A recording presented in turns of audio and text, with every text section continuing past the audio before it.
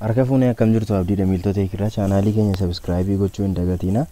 Kutaa kana keessatti lakkoofsi yookaan numbers in C sharp mata duree jedhuuni lakkoofsi C sharp keessatti maal akka fakkaatu yookaan data type isaanii lakkoofsa kanneen fakkaatanii maal akka isaan fakkaatanii bal'inaan ni ilaalla jechuudha. Akka fakkeenyaatti console.writeline kan jettu kana keessatti yeroo stringii garaagaraa printii gochaa turetti bakka kana gubbaattiidha jechuudha kan inni nu barreessu. Amma garuu yeroo nambarii printii gochuu barbaadnutti maal goona asuma keessattiitu jennaa jechuudha waan gochuudha qabnu asuma keessattiitu barreessinaa jechuudha. Fakkeenyaaf 55 jettu kana amma akkuma mul'atu kanattiitu 50 display nuuf godheera jechuudha. Haala kanaani as keessatti fayyadamna jechuudha gabaabaatti variable errors goonee fayyadamuu ni dandeenya ta'a. Akkana malees immoo asuma keessatti lakkoofsa walitti hidhuu ni dandeenya.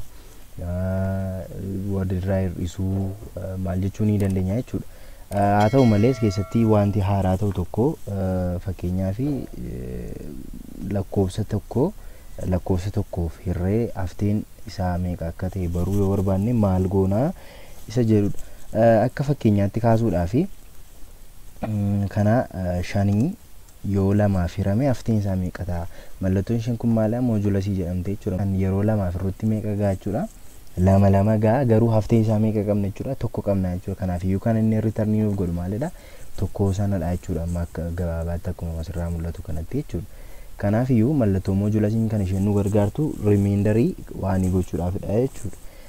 Kana malees immoo fakkeenyaaf lakkoofsota akkaataa isaan jiranitti yeroo walitti edaanu keessatti value nuun argannuu fi flow lakkoofsi sun yeroo walitti edaamu yookaan waliin baay'atu flow sana immoo haala kamiinitu controlii gochuu dandeenya kan jedhusi ilaaluudhaaf yoo ta'e jechuudha.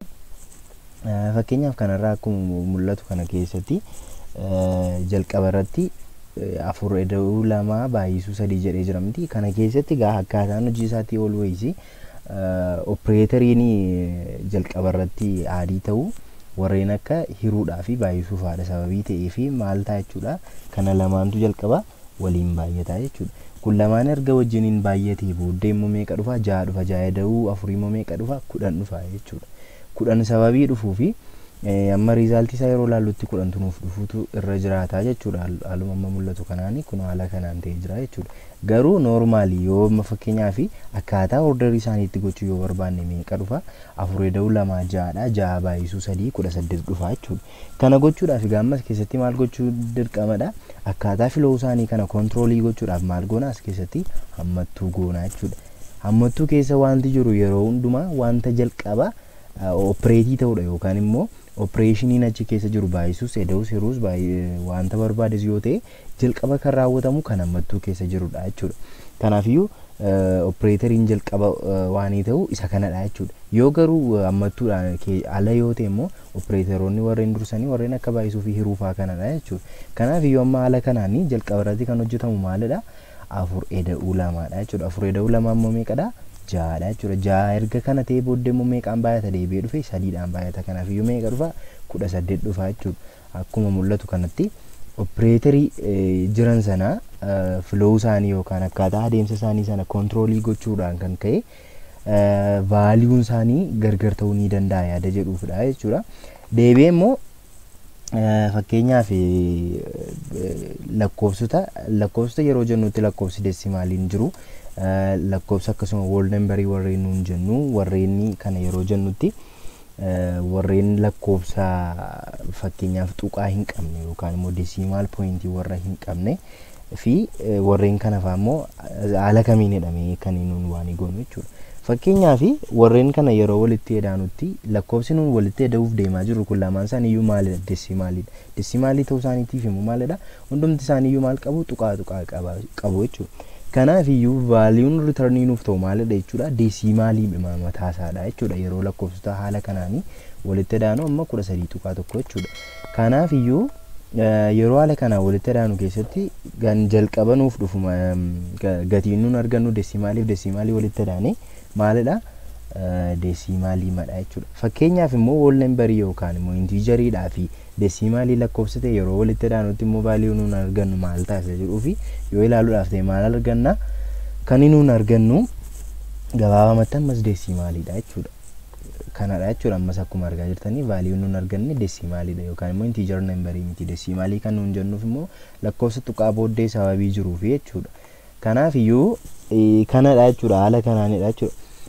Akka fakkeenyaatti immoo fakkeenya biraa tokko kaasuudhaa fi fakkeenyaa fi 5 yeroon 2 heerutti meeqa gaa yooma haala kanaan yoo ilaalle 5 yoo qarshii 5 yoo nama 2 hirre meeqa gaa qarshii 2 fi saantima 50 gootu irra jiraata jechuudha. Kanaaf iyyuu 2.5 ta'utu irra jiraata jechuudha. Kanaaf iyyuu amma gaa 2.5 argadha jedheen expect godha. Garuu wanti argadhu maalidha? Lakkoofsa meeqadha? 2dha jechuudha. Sababiin isaa maaliifidha? Intiijeriidha sababii ta'eefi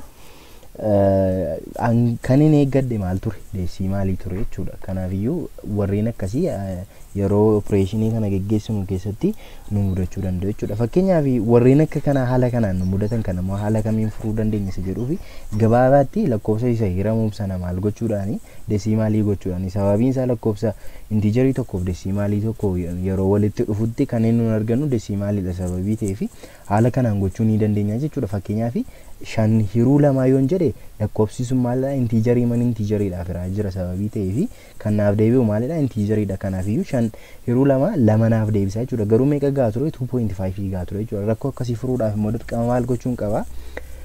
Yookaan lakkoofsa lamaansaa gara deesimaaliitti deebisuutu narra jiraata. Kanaan alammoo maaliin godha jechuudha?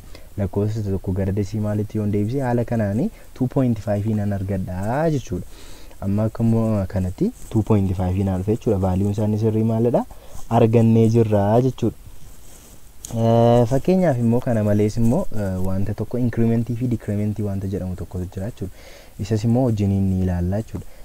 Incrementii yookaan decrementii yeroo jennu keessatti fakkeenyaaf yeroo wantoota naanna'anii hojjetaman yookaan immoo wantoota luuppii ta'an wantoota irra deddeebii qabanii fakkeenyaaf teebilii yeroo fakkeenyaaf teebilii tokko yeroo aksesii goonutti roowuudhaan aksesii goon teebilii sana keessa wantoota jiru hunduma isaa yeroo aksesii goonutti immoo maal gochuun irra jiraata? Fakkeenyaaf teebilii barataadha yoo ta'e barataa meeqa akka keessa jiru baruudhaaf always incrementii gochuun irra jiraata jechuudha yeroo daataa achirraa retriivii goonutti. Kanaaf iyyuu incrementii kanneen nuun jennu kun immoo maalidha isa jedhuufi fakkeenyaaf lakkoofsa tokkotu jira. Lakkoofsi kun lakkoofsa fakkeenyaaf 7 jedha. Amma gaa lakkoofsa 7dha kun jechuudha. Lakkoofsa kana keessatti incrementii gochuu yoon barbaade yookaan immoo decrementii gochuu yoon barbaade maaliin godha jechuudha? Mallattoon fayyadamutu jira jechuudha. Akka fakkeenyaatti namni kana yoon asiin haala kanaan printii godhe lakkoofsinaaf deebi'u meeqadha? 7dha jechuudha. Normaalii akkuma inni jiru sanatti hin baase sababii ta'eef jechuudha. Haa ta'u malee fakkeenyaaf immoo incrementii yoon godhe yookaan immoo incrementii gochuudhaaf immoo mallattoon nuti itti fayyadamnu maalidha? Mallattoo pilaasiidha jechuudha yookaan immoo pilaasii goonaa jechuudha itti fuufne. Yeroo kanatti maal ta'e jechuudha? Kun gabaabamatti namii sana yookaan immoo namiin vaariyaabiliin nam jettu suni 7 turte miti 7tti meeqa deedha? 7tti tokko jedha. Kanadha jechuudha haallisaa. Haala kanaanidha jechuudha. Kanaaf iyyuu nam pilaas kan jettu kunii fi isheen kun maalidha? Wal qixxeedha jechuudha gabaabatti. Kun lamaan isaaniiyyuu tokkodha jechuudha. Nam pilaas yeroo jennutti vaaliyuu sila jiru irratti maal gochaa jirra jechuudha? Vaaliyuu tokko yookaan immoo gatii isaa tokko dabalaa jirra jechuudha.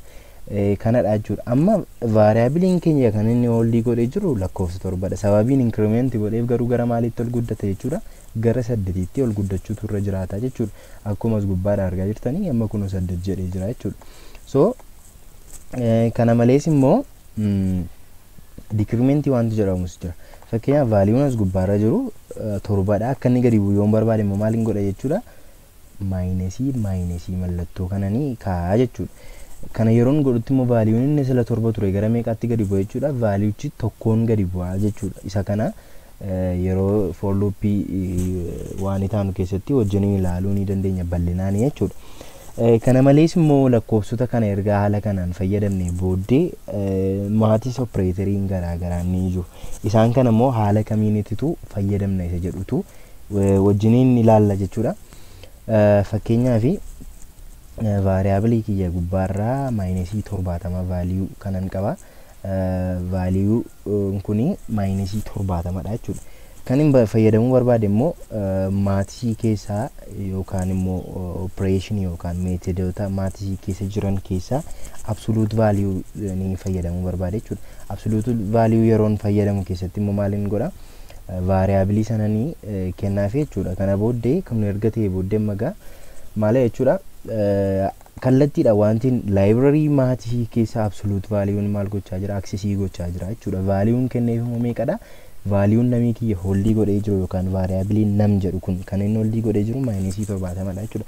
Absolute value ni -70 immoo meeqa dhufa? 70 dhufa jechuudha.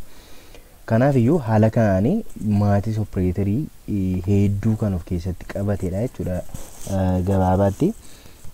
Kana malees immoo maalidha inni kan biraan immoo poweridha. Fakkeenyaaf to the power of to the power of 3 on jedhee meeqa dhufa isa jedhuu fi jalqaba kana irratti beezii isaan kaa'e jechuudha. Beezii isaa ergan kaa'ee booddee immoo raasii qemmu maaliin godha powerii isaanii kaafee jechuudha. Powerii yeroo jennu keessatti immoo fakkeenyaaf to the power of jennee yeroo waan goonu keessatti poweriin ishee mataa irra teessu sanadha jechuudha. Kanaaf iyyuu isheen immoo 3 yoon jedhe fakkeenyaaf to the power of 3 meeqa taasa jedhu powerii utumani koodii biraan barreessini haala kanaanii gochuu nan danda'a jechuudha. Kanaaf iyyuu vaaliyoon argadhu maal ta'a jechuudha 8 ta'a jechuudha. To the power of 3 vaaliyoon isaa 8 dha naan jechaa jira jechuudha. Haala kanaanis kanas fayyadamuu ni dandeenya. Inni kan biraan immoo maalidha square rootiin fakkeenyaaf 36 meeqadha yoon jedhe fakkeenyaaf 36 yoon jedhe keessatti square root 36 kana haala kanaanii 6 jedhinaaf jira jechuudha. Kallattiidhaan haala kanaan argachuu nan danda'a jechuudha. Kana malees immoo maatii operatorii kana yookaan immoo operation maatii kanatti fayyadamuudhaan lakkoofsa illee wal bukkee qabuu ni dandeenya jechuudha. Fakkeenyaaf lakkoofsa wal bukkee qabu yeroo jennutti maximum kan ta'e lakkoofsaan annas keessatti kennu keessaa 12 fi 23 keessaa isa kamtu guddaadha jedhu adda baafachuudhaaf haala kanaanan godha jechuudha. 12 fi 23 keessaa isa kamtu guddaadha? 23 tu guddaadha jechuudha.